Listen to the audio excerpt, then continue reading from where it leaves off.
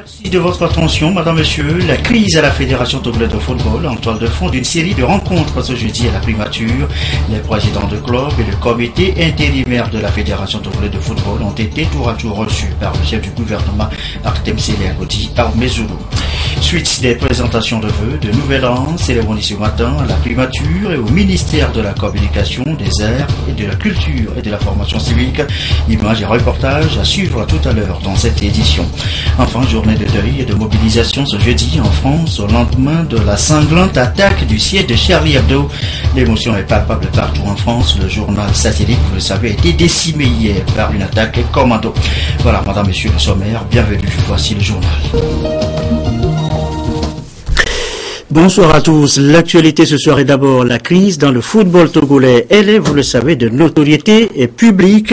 Le football national est dans l'impasse. C'est un secret de polichinelle. La FIFA en est venue à mettre sur pied un comité intérimaire de normalisation aussitôt mis en place, aussitôt boudé par les présidents de club. Les fondeurs ont été reçus ce jeudi à la primature. La rencontre et le compte rendu de Clarisse Atikle.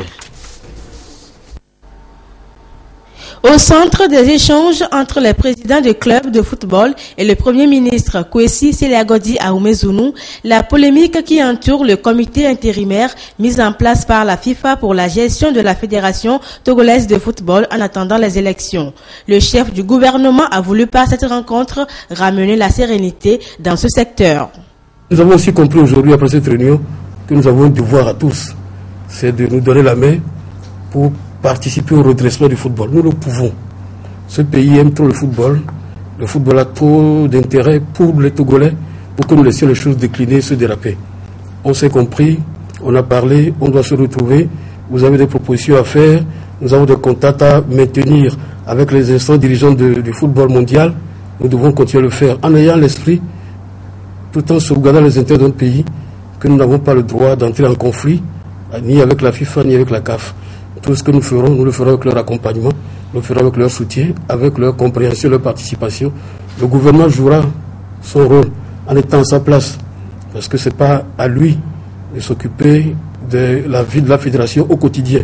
Mais c'est son devoir de le faire parce que c'est lui qui contribue aussi à la vie de cette fédération, qui d'ailleurs agit en tant que fédération par délégation, pour être franc, pour être clair sur les choses. Donc le gouvernement a raison de participer à la recherche de solutions, à aider à cela, et nous le ferons.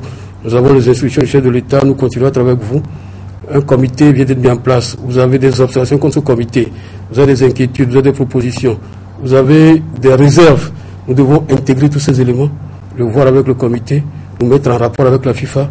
Et je suis certain qu'en nous donnant la main, en taisant un peu pendant un certain temps nos querelles personnelles, nos querelles intestines, nos difficultés qui n'arrangent pas les choses, nous pouvons dans les tout prochains jours reprendre contact avec les instances dirigeantes du football, obtenir des aménagements, des améliorations, mais faire en sorte que personne ne perde la face et que le football gagne et que notre pays demeure ce pays de football et que nous continuions à progresser.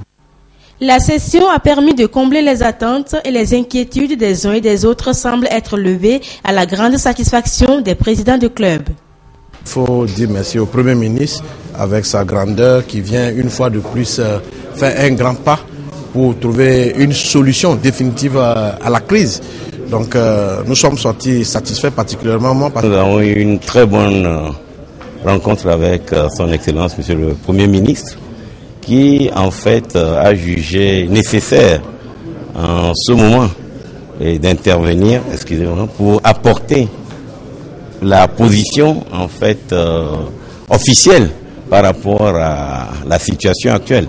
Et en cela nous avons pu échanger avec lui sur l'ensemble des problèmes. Il n'y a pas eu de sujet tabou. Je crois que l'exhaustivité même des discussions est un nouveau départ par rapport à la situation actuelle. Satisfait? Nous sommes relativement satisfaits compte tenu justement du fait que certaines informations ont pu nous être produites et nous aussi, de notre côté, nous avons pu exposer notre vision et nos griefs par rapport à la situation. Et je puis dire franchement que nous nous sommes entendus sur beaucoup de points. Les présidents de clubs sont donc appelés à travailler ensemble avec ce nouveau comité intérimaire à qui revient la charge de conduire la FTF pour 12 mois. Et juste après les présidents de club, eh bien, le comité intérimaire qui fait justement polémique a été aussi reçu par le Premier ministre. En toile de fond toujours, la résolution de la crise qui secoue la Fédération togolaise de football. Les précisions, nous retrouvons Clarisse Atikle. Les discussions entre le chef du gouvernement, Kwesi Seliagodi Ahumezounou, et le comité intérimaire de la Fédération togolaise de football ont essentiellement porté sur la gestion de la crise au sein de la FTF et qui n'augure pas un bon devenir du football togolais. Et le comité se dit rassuré par ces échanges à travers lesquels tous les problèmes seront résorbés et les activités du football togolais relancées. Il y a quelques petits remous au sein de la grande famille liés à la mise en place du comité de normalisation. Il y a eu des incompréhensions, des équivoques. Donc ce que j'ai noté au cours de cette rencontre, c'est la disponibilité des pouvoirs publics à aider les acteurs à lever toutes les incompréhensions et toutes les incompréhensions et tous les équivoques, de façon à ce que très rapidement on se consacre vraiment entièrement au redressement de notre football et de la fédération. La mission du comité intérimaire va durer 12 mois et le gouvernement mettra tout en œuvre pour que cette période n'ait pas d'impact négatif sur le football togolais. Nous avons souhaité en tant que gouvernement le comité, nous n'avons pas participé à sa mise en place, c'est la FIFA qui a décidé, mais nous l'avons voulu. Nous ne pouvons pas sur le principe rejeter le comité avant d'avoir compris un certain nombre de choses, avant d'avoir discuté avec vous, en discutant aussi avec ceux qui s'opposent à l'organisation de ce comité, mais en faisant les choses avec l'esprit d'améliorer ce qui peut être amélioré, parce que notre devoir, c'est de faire en sorte que les choses se passent bien. Elles se passeront certainement bien si nous nous donnons tous la main, ceux qui sont pour, ceux qui sont contre, ceux qui veulent autre chose, ceux qui proposent des améliorations, des aménagements, mais nous devons le faire tous avec le cœur ouvert, avec la franchise nécessaire, en ayant aussi à l'esprit que nous ne sommes pas tout seuls dans le monde. Nous ne sommes pas le seul pays membre de la FIFA et qu'il faut faire en sorte que nos relations aussi ne se compliquent pas avec cette instance internationale et encore moins avec la CAF, qui est l'instance africaine. Nous intégrons tous les éléments qui ont été dit par les uns et les autres. Nous parlerons franchement et puis nous verrons ce qu'on peut faire. Et avec le concours de tous, par la grâce de Dieu, nous réussirons à ce que les choses avancent dans de très bonnes conditions. Les échanges vont se poursuivre afin que cette période de crise soit gérée avec sérénité. Un dernier mot à propos de la primature ce soir. Sachez que ce mercredi, le personnel et les agents du ministère de la Santé ont présenté leurs vœux de nouvel an au chef du gouvernement. Artem Seliagodi Ahumezounou a à son tour adressé ses vœux de bonne année à ses collaborateurs. Les échanges, on retrouve une fois encore Clarisse Atikle.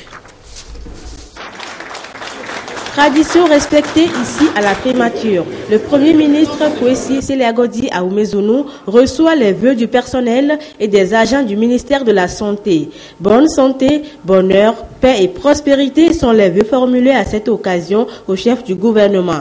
La collaboration qui a prévalu en 2014 a été saluée par le personnel qui, une fois encore, prend l'engagement de redoubler d'efforts. L'ensemble du personnel est honoré de travailler sous votre houlette dans la réalisation de la haute et exaltante mission que vous a confiée le chef de l'État, celle de conduire le Togo en le réformant pour le mettre sur la voie de la réconciliation et du développement. Au cours de l'année 2014, la primature et le département de la santé se sont fortement impliqués dans l'exécution des charges de l'État, conformément à vos instructions, afin d'assurer le suivi et la coordination des différentes politiques sectorielles. Je voudrais, avec votre permission, saluer les résultats tangibles que le gouvernement a obtenus sous votre leadership dans différents domaines de la vie publique et dans tant d'autres projets structurants. Ces résultats ne doivent pas pour autant nous amener à nous assoupir. Bien au contraire, nous devons redoubler d'ardeur et d'initiative pour continuer à traduire chacun en ce qui le concerne en acte les différents engagements contenus dans le programme du gouvernement. Je peux vous assurer, Excellence, au nom de l'ensemble des membres du cabinet, du secrétariat général et du ministère de la Santé ici présent, de notre ferme engagement à nous employer à relever ces défis. Nous sommes conscients de ce que nous avons une obligation de résultat. C'est pourquoi nous continuerons avec zèle à mettre tout notre potentiel au service du gouvernement que vous dirigez pour la mise en œuvre efficace du projet de société du président de la République pour notre pays. Les réalisations du gouvernement pour l'année 2014, notamment dans les domaines de la santé, de l'éducation, de l'agriculture et des infrastructures routières, ont été saluées. Le Premier ministre a en retour invité chaque agent à l'amour pour la patrie et à la volonté de travailler pour l'émergence de ce patrimoine commun qu'est le Togo. Mes attentes, c'est que chacun soit en bonne santé. Mes attentes, c'est que notre pays ait la paix. Mes attentes, c'est que notre pays continue à progresser et que les Togolais comprennent définitivement que c'est ensemble que nous construisons ce pays, qu'on peut ne pas s'entendre sur tel ou tel aspect des choses, et qu'on a un devoir, c'est d'aimer avec cœur notre pays. C'est de continuer à comprendre que les efforts payent. Si nous observons les avancées de notre pays sur ces 10 dernières années, les efforts que nous avons tous faits ont payé. Les populations se sont saignées, les populations sont sacrifiées, le gouvernement a conduit, les différents gouvernements ont conduit les affaires du pays sous la houlette du chef de l'État avec la volonté de sortir des difficultés, d'arriver à une situation normale, d'arriver à une situation où nous sentions tous les fruits du travail que nous faisons et que nous réussissions à les partager dans l'esprit de faire en sorte que chacun continue à faire l'effort nécessaire dont nous avons besoin. Et nous avons compris que oui, nous pouvons construire ce pays en continuant à échanger sur nos divergences, nos contradictions, mais qui est un objectif commun, faire en sorte que le Togo progresse, que notre pays continue à évoluer. Nous avons fait des efforts en direction du personnel pour améliorer le salaire. Je souhaite que nous ayons plus de compréhension entre nous pour que nos réclamations n'aillent plus trop sur le côté des salaires, des primes, mais sur l'amélioration des laboratoires, l'amélioration des blocs opératoires, l'amélioration des services d'urgence. Quelque chose de terrible, de voir dans quelles conditions les gens sont étendus, étalés au service d'urgence sans le seul moyen de payer l'entrée ou les premiers soins. Il faut que l'État réfléchisse, trouve la formule pour aider à cela, pour que les gens soient pris en charge. C'est notre devoir, c'est notre obligation. On ne peut pas travailler en étant dans la position qui est la nôtre sans penser que nous travaillons sur un objet qui est une réalité humaine. Ce sont des hommes et des femmes. On doit sentir dans leur vie que ce que nous faisons les transforme, les améliore. Autrement, on n'a aucune raison d'être à la place qui est la nôtre. Et c'est par ce geste que les agents de la primature et du ministère de la Santé ont ensemble témoigné leur reconnaissance au Premier ministre. Ils ont une fois encore réitéré leur engagement à relever à ses côtés les défis de développement du Togo. Et même cérémoniel de présentation de vœux ce matin au ministère de la Communication, des Arts, de la Culture et de la Formation civique. Nos équipes sont en cabine de montage. Nous reviendrons sur le sujet dans le courant de cette édition. À signaler également dans l'actualité cet entretien ce matin entre le président de l'Assemblée nationale, Daman Dramani, et une délégation de la Commission nationale des droits de l'homme du Burkina Faso. À sa tête, la présidente Valérie Ouédraogo, venue avec ses collaborateurs s'inspirer de l'expérience de la CNDH Togo. Je vous propose de l'écouter au micro de Erdo Kidiouf.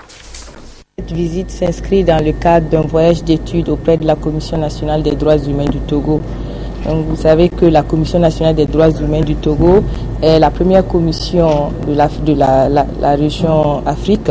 Donc c'est une commission qui est très expérimentée et c'est à ce titre que nous avons décidé au sein de la Commission nationale des droits humains burkinabé de venir nous acquérir de cette expérience, nous imprégner de cette expérience afin de redynamiser notre commission au Burkina. Et depuis le lundi, nous avons effectué des démarches auprès des partenaires, des visites de courtoisie auprès des autres partenaires de la CNDH Togo et c'est à ce titre que nous sommes venus ce matin rencontrer le président de l'Assemblée et voir dans quel cadre il y a une collaboration avec la CNDH du Togo et l'Assemblée nationale.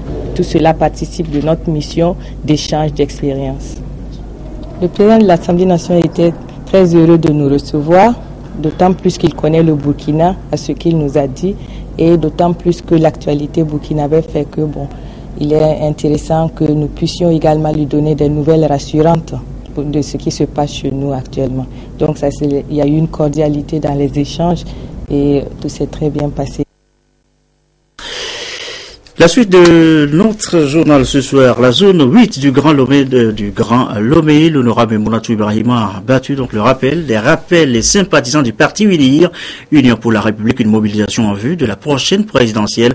Voici le compte rendu de Apollinaire Katanga. À pas sûr, le parti Union pour la République s'apprête déjà pour les présidentielles de 2015. C'est ce qui explique cette sortie de l'honorable Ibrahima Memnatou, deuxième vice-présidente de l'Assemblée nationale et présidente de l'équipe de coordination des élections présidentielles prochaines pour le parti UNIR dans la zone 8 du Grand Lomé. Dans ce sens, cette localité de la zone 8 que couvre le canton d'Agonivé-Est ont été visitées par les responsables du parti UNIR. Nous sommes allés dans les quartiers de la zone 8 pour rencontrer les militantes de ces quartiers afin d'abord de leur présenter nos vœux les meilleurs pour l'année 2015.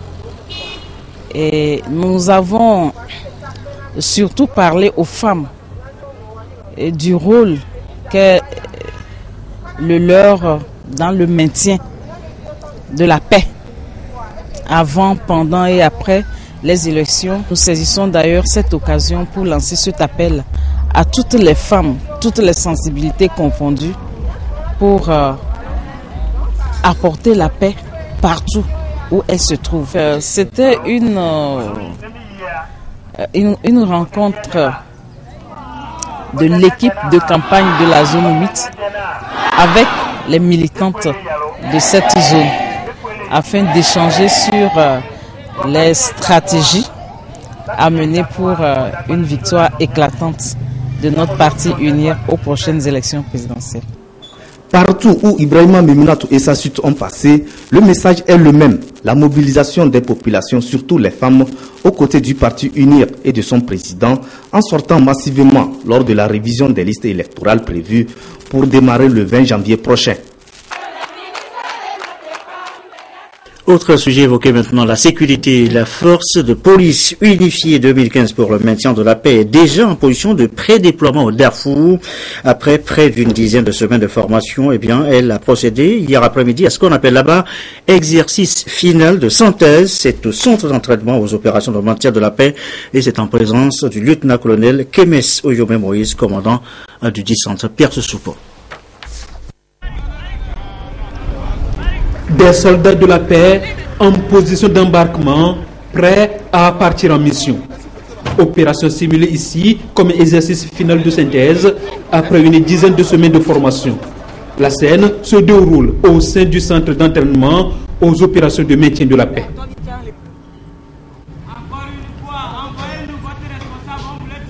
Le point culminant de l'exercice se passe autour de ce bâtiment surnommé village de combat, assimilé à un site abritant le personnel des Nations Unies. Des Nations Unies, encore une fois, on voulait parler à votre responsable. On veut négocier avec vous.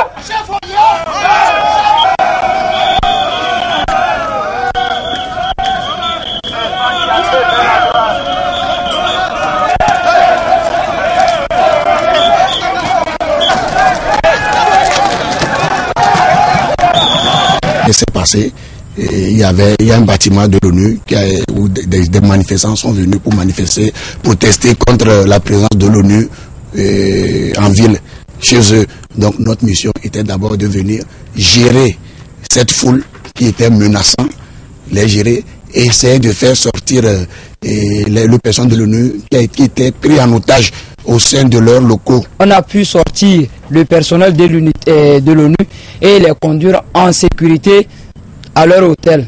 Donc moi je dirais que la mission a été un succès. Ici par exemple, c'est l'étape de l'utilisation progressive de la force. Négociation, sommation, gaz lacrymogène et au cas échéant, déclenchement des procédures de charge. Des techniques visiblement maîtrisées par l'unité constituée. Durant les 2 mois, avec les instituteurs américains, nous avons appris les techniques de progression tactique pour investir un bâtiment en vue d'interpeller les meneurs ou les mauvais gars. Nous avons aussi appris l'escorte convoi et la gestion de foule, au cas où comme nous partons pour sécuriser les installations de l'ONU et le personnel. S'il arrivait que les manifestants investissaient un lieu, les techniques pour pouvoir les évacuer.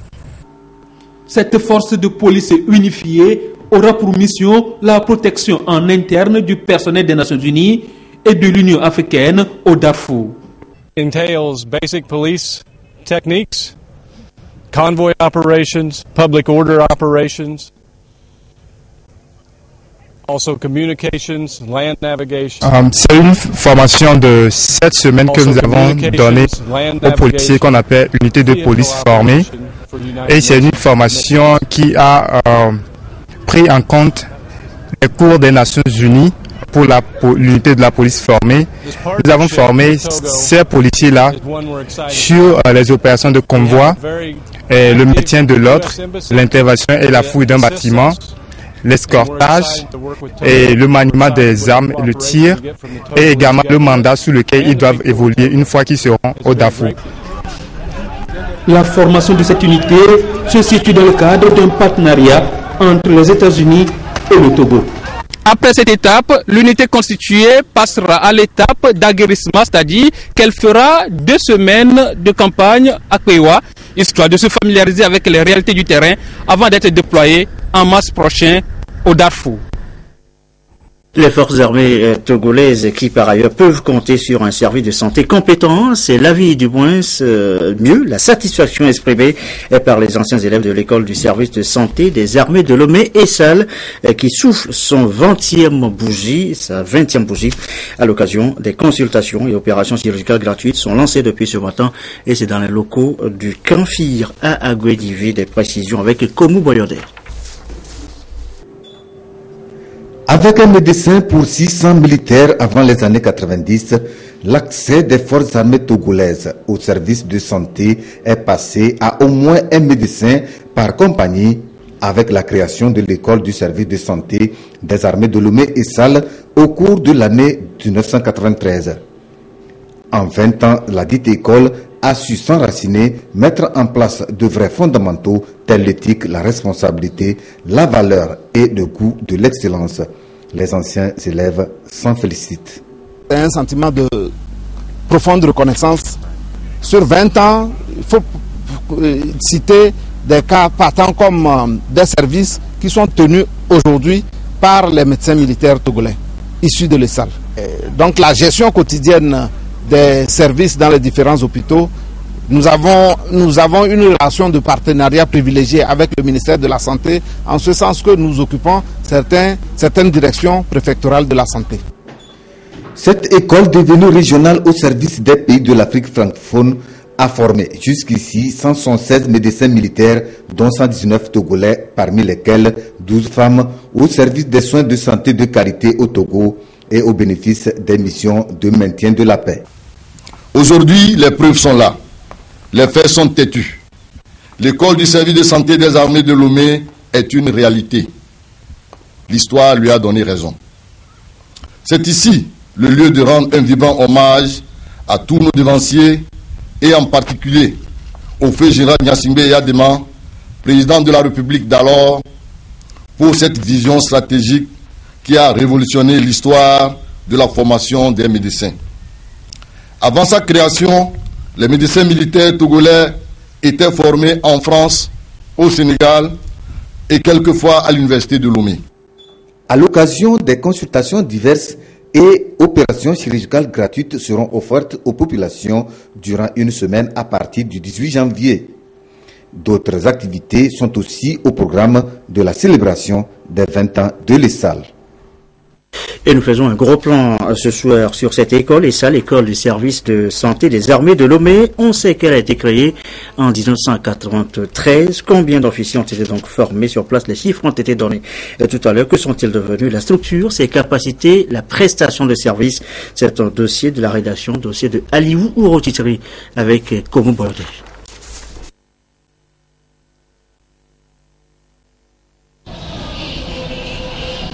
Qui Située à quelques pas de l'ancienne présidence de la République, l'école du service de santé des armées de Lomé a pour vocation de résorber la question de pénurie du personnel médical dans les forces armées togolaises. Depuis lors, des médecins militaires sortent de cette école nantis des connaissances dans diverses spécialités. Aujourd'hui, non seulement les FAT se félicitent, mais aussi les populations à travers tout le territoire togolais bénéficient de l'expertise de ces derniers en matière de soins de qualité. Les activités de l'ESAL portent essentiellement sur l'enseignement et l'encadrement militaire des élèves officiers médecins inscrits à la faculté des sciences de la santé. Nous donnons une formation pour en faire des médecins, des pharmaciens. Considérée comme une école de référence au plan national, cette école est devenue régionale en 20 ans d'existence.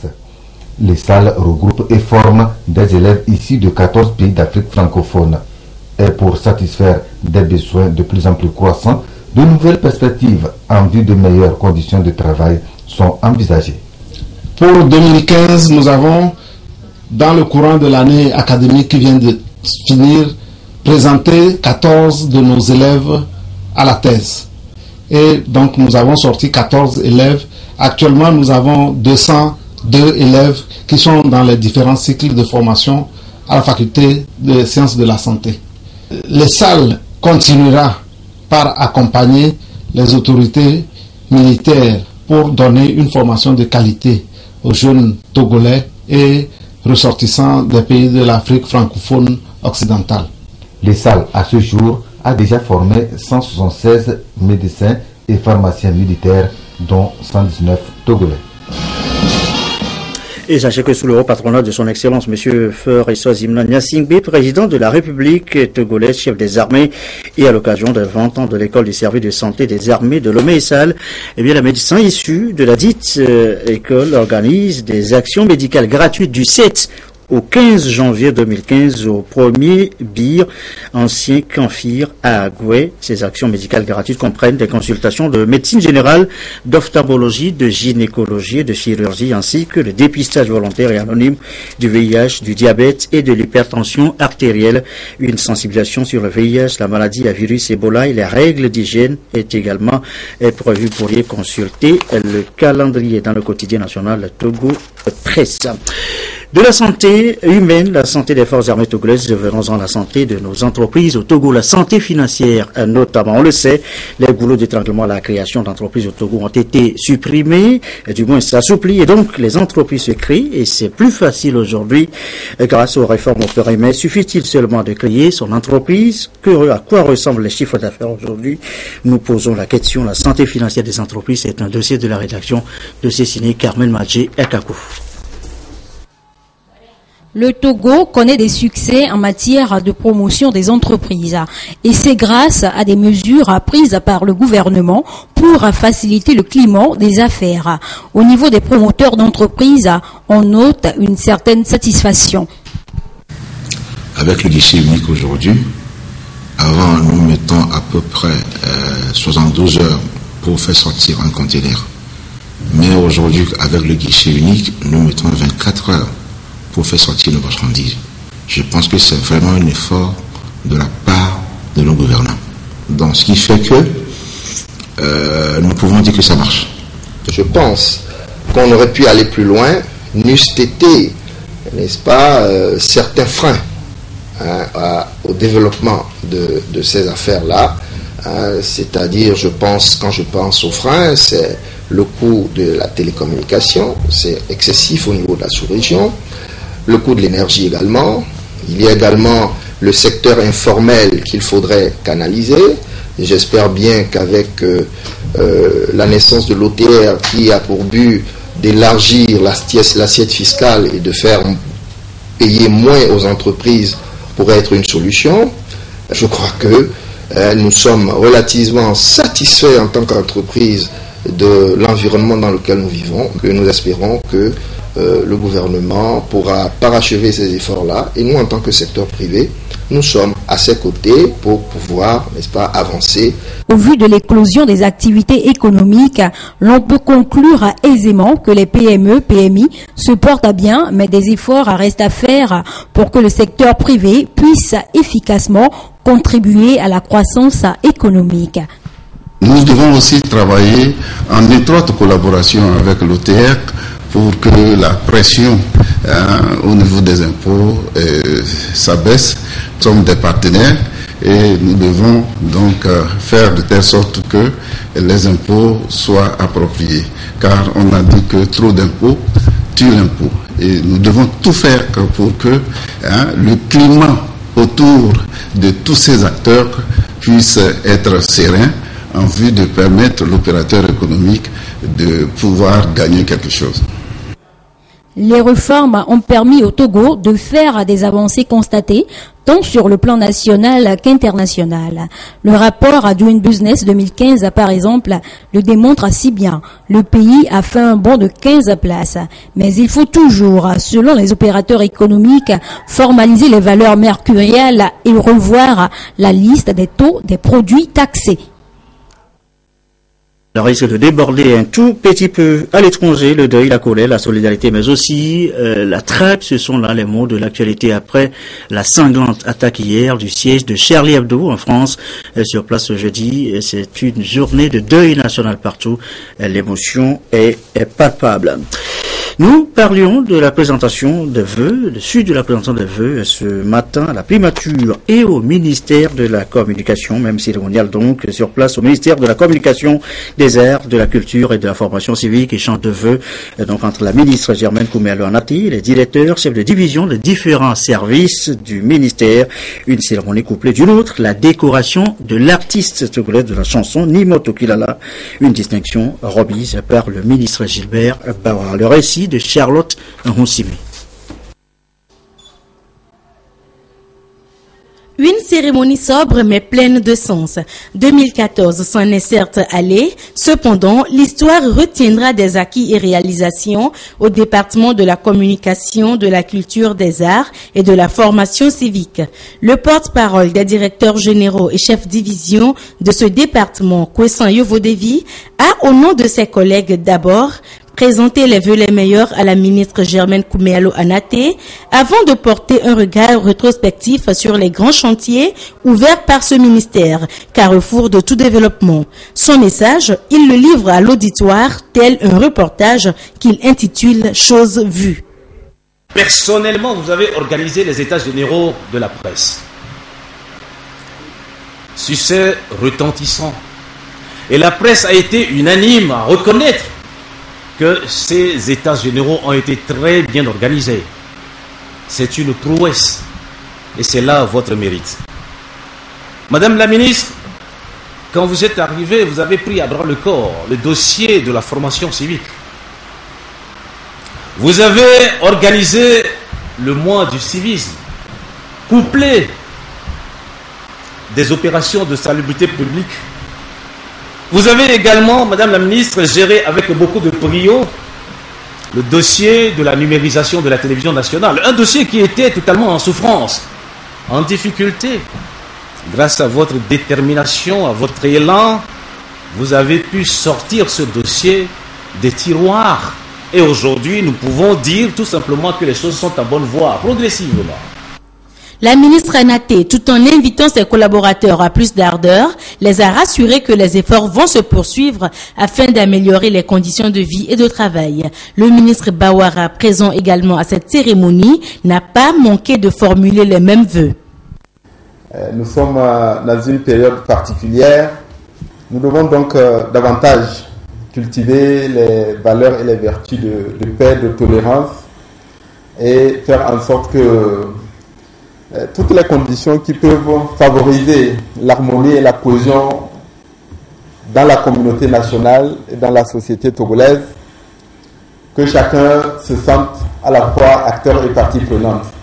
Nous devons donc poursuivre les efforts pour ce qui est du domaine de la communication, les efforts de professionnalisation de la presse, faire en sorte que les professionnels des médias, qu'ils soient du public ou du privé, aient pour me répéter, un sens plus aigu des responsabilités et de l'éthique, afin d'accompagner de manière plus efficace la vie socio-économique de notre pays. Nous avons encore le dossier des pigistes qui est en très bonne voie, que nous sommes en train de gérer.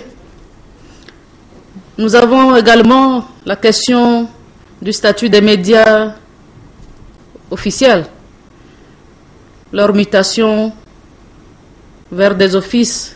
Il nous faut aussi arriver à mieux organiser le secteur culturel, qui est très bouillonnant, très dynamique ces dernières années, comme vous avez pu le constater. Il nous faut mieux accompagner les artistes et les promoteurs culturels pour un rayonnement encore plus grand de la culture togolaise par-delà nos frontières et pour qu'émergent rapidement de véritables industries culturelles.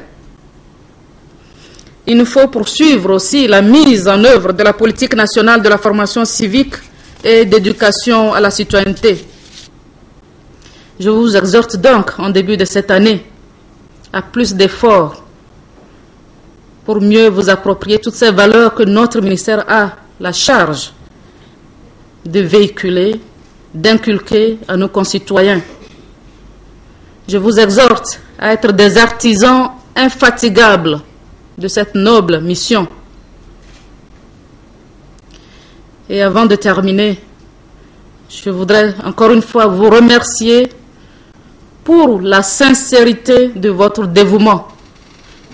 Cette cérémonie a été couplée de la remise de décoration à l'artiste de la chanson Nimoto Kilala. C'est le ministre Gilbert Bawara, représentant le président de la République, qui a procédé à cette décoration pour sa contribution éminente et singulière. Je tiens à remercier Monsieur le Président de la République for Esozumna Nyasimbe. Vraiment, je suis très heureuse, très contente. Je ne saurais comment le remercier. Les artistes et les journalistes, premiers vecteurs des valeurs citoyennes et civiques, sont exhortés à jouer leur rôle à travers leurs plumes et chefs-d'œuvre pour ainsi contribuer à l'émergence d'une société épanouie. Dans l'actualité nationale, sachez également que le Parti Unir a tenu ce soir un point de presse à son siège à Lomé.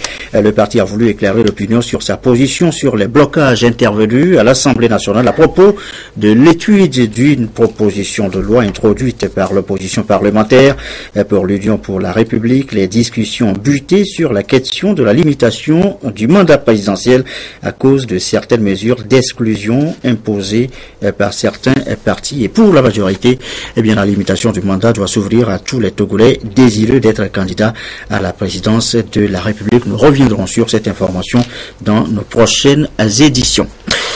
Premier rendez-vous de l'année ce soir dans cette édition du soir avec le service des sports. Claude Armand nous a rejoint. Bonsoir Claude. Oui, bonsoir Gerson. Et on va commencer avec les échos de la Coupe d'Afrique des Nations de football 2015. C'est du 17 janvier prochain au 8 février en Guinée équatoriale et les 16 pays qualifiés poursuivent leur mise en jambe. Hier, Gerson, ils ont publié chacun leurs 23 joueurs. État des lieux à quelques jours du démarrage de la compétition avec Koko Lamine Konaté et Modeste Kouma. Cette 30e édition de la Coupe d'Afrique des Nations ne verra pas la participation de l'Égypte, septuple champion, et le Nigeria, champion en titre. Les 16 pays qualifiés pour la compétition ont dévoilé leur liste des 23 joueurs sans grande surprise. De grands noms comme Didier Drogba, John Obi Mikel, Alexandre Song et Samuel Eto'o seront absents pour diverses raisons.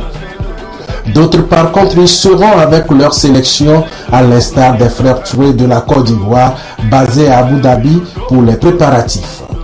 Les éléphants ambitionnent de remporter leur deuxième trophée après 92 au Sénégal. André Ayew, Asamoah Gyan et le Ghana à la recherche d'un 5e titre sont mis au vert en Espagne. Ryan Mendes et le Cap-Vert, présentement au Portugal, veulent faire une meilleure participation après celle de 2013. Le Cameroun, en reconstruction, se prépare à la maison. L'Algérie, qui a fait forte impression à la Coupe du Monde 2014, poursuit les réglages à domicile avec Yacine Brahimi. Le Sénégal est au Maroc pour ses préparatifs. Le pays hôte, la Guinée équatoriale, avec un nouvel entraîneur, Esteban Becker et des joueurs locaux est un regroupement au Portugal. Le Burkina Faso finaliste en 2013 mise sur le collectif pour remporter la compétition. Les rencontres amicales qui ont démarré cette semaine ont donné les résultats suivants. Le Cameroun et la RDC ont fait match nul, un but partout. Même score entre le Cap-Vert et la Guinée équatoriale. Le Ghana l'a emporté 3-0 à Séville face au SC Cambio.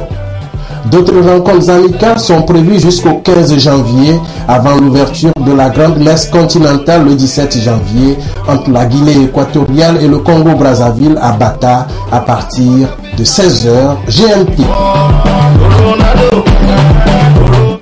Oui, Jackson, dans le cadre de cette CAN 2015, Alfred Kolani animera une émission spéciale lundi à partir de 21h. Et on termine avec du football toujours, mais cette fois-ci en Europe avec la Coupe du Roi, la 8e de finale qui était fatale au Real Madrid. Effectivement, le Real a perdu la bataille de Madrid en s'inclinant sur le score de 0-2. Un derby madrilène pour célébrer son retour à Vicente Calderón. Fernando Torres était titulaire pour la première fois à l'occasion du 8e de finale aller de Coupe du Roi. El Niño discret dans cette rencontre, c'est Raúl Garcia qui se montre en évidence. Accroché par Sergio Ramos dans la surface, le colchonero transforme lui-même le penalty. 1-0, puis 2-0. José Jiménez saute plus haut que la défense du Real. L'Atlético a fait le break avant le match retour jeudi prochain. Suite des 8e de finale de la Coupe du Roi ce soir avec 2 rencontres. Séville se déplace à Grenade. De son côté, le Barcelone de Luis Enrique reçoit Elche. Hier, Villarreal s'est imposé face à la Real Sociedad alors qu'Alvaro Negredo avait donné la victoire à Valence face à l'Espagnol Barcelone. C'est tout pour ce soir. Direct Foot sera donc au rendez-vous samedi. Merci beaucoup Claude. Quelques communiqués avant de refermer cette édition communiquée. Au mois d'avril 2014, le Fonds national de la finance inclusive, FNFI, a lancé son tout premier produit dénommé Accès des pauvres aux services financiers, en abrégé APSEF. APSEF est un crédit destiné à soutenir et encourager les activités génératrices de revenus, petits commerces, agriculture, artisanat des hommes et femmes vulnérables afin de les aider à se prendre en charge. C'est un crédit de 30 000 francs CFA maximum par personne. Les premiers à avoir eu accès au crédit APSEF en mai 2014 bénéficient depuis décembre 2014 du second cycle du crédit dont le montant est toujours de 30 000 francs CFA. Le Fonds national de la finance inclusive informe toutes les personnes intéressées qui n'ont pas encore bénéficié du dit crédit qu'elles peuvent se rendre dans les 8 institutions de microfinance dont vous pourriez consulter la liste dans Togo Presse et partenaires du fonds selon leur région de résidence pour les procédures d'octroi de crédit. Pour en bénéficier, eh bien, le demandeur doit faire partie d'un groupe solidaire de 4 personnes minimum et 6 personnes maximum. Les membres du groupe solidaire formé servent eux-mêmes de garantie les uns pour les autres. Aucune autre garantie ne sera exigée aux demandeurs du crédit. Avant le déblocage du crédit, eh bien, le demandeur doit obligatoirement suivre une formation en gestion de crédit et d'activités génératrices de revenus auprès des institutions de microfinance partenaires du FNFI. Le crédit APSEF doit être obligatoirement remboursé dans un délai de 6 mois pour un crédit d'un montant de 10 000. Par exemple, l'intérêt est de 250 francs CFA. Pour un crédit de 20 000 francs, l'intérêt est de 500 francs CFA. Et pour un crédit de 30 000 francs, l'intérêt est de 750 francs CFA. Le demandeur devra aussi payer une prime d'assurance de 150 francs s'il désire prendre un crédit de 30 000 francs ou encore une assurance de 100 francs s'il souhaite obtenir un crédit de 20 000 francs ou encore une assurance de 50 francs dans le cas où il souhaite obtenir un crédit de 10 000 francs CFA. La direction générale du FNFI invite l'ensemble de la population à plus de prudence et de vigilance et les convie par conséquent à ne traiter qu'avec exclusivement les 18 institutions de microfinance agréées dans le cadre des opérations d'octroi de crédit APSEF. La liste, vous pourriez donc la consulter dans le quotidien national Togo Presse, le microfinance pour tous, nous y croyons. Termine donc ce communiqué. Autre communiqué, sachez que le mardi 16 décembre 2014 s'est tenu à Abidjan, Côte d'Ivoire, au siège de la Haute Autorité de la communication audiovisuelle, de la communication audiovisuelle, ACA, la 4e conférence des présidents des institutions de régulation de plateformes des régulateurs de l'audiovisuel des pays membres de l'Union économique monétaire ouest-africaine et de la Guinée. Les travaux ont débattu donc de la régulation des chaînes TNT au niveau régional, de la ressource pour le financement de la plateforme. Les participants sont félicités de la mise en œuvre effective du processus de migration vers la télévision numérique terrestre dans l'espace UMOA et en Guinée et encourager donc la mise en œuvre dans le cadre de la convergence des technologies de mécanismes en collaboration entre les autorités de régulation de la communication audiovisuelle et celles des télécommunications. On note par ailleurs l'élection de monsieur Biosé Tozoun, président de la HAC, de la Haute Autorité de l'Audiovisuel de la Communication du Togo, précédemment vice-président, l'élection donc maintenant au poste de président de la plateforme, ainsi qu'à celle de madame Martine Condé, présidente du Conseil supérieur de la communication de la Guinée en qualité de vice-présidente de la plateforme. Voilà ce qu'on retient donc de ce communiqué. Fin donc de cette édition du soir, quelque peu longue en raison de la densité de l'actualité bien sûr. On se quitte sur les images de la rencontre ce matin à la primature. Le Premier ministre a reçu tour à tour les présidents de clubs et le comité intérimaire de la Fédération togolaise de football. Au menu des discussions, la crise qui secoue le football national. Quelle solution idoine et définitive à cette crise? Des voies et moyens sont donc explorés en ce moment. La météo juste après ce journal, Cléo Sabine Poco pour les prévisions du soir, 22h30, nos dernières infos. Merci à vous qui nous suivez ce soir à Bassa sur la télévision togolaise et comme d'habitude toujours fidèlement. Excellente fin de soirée chez vous.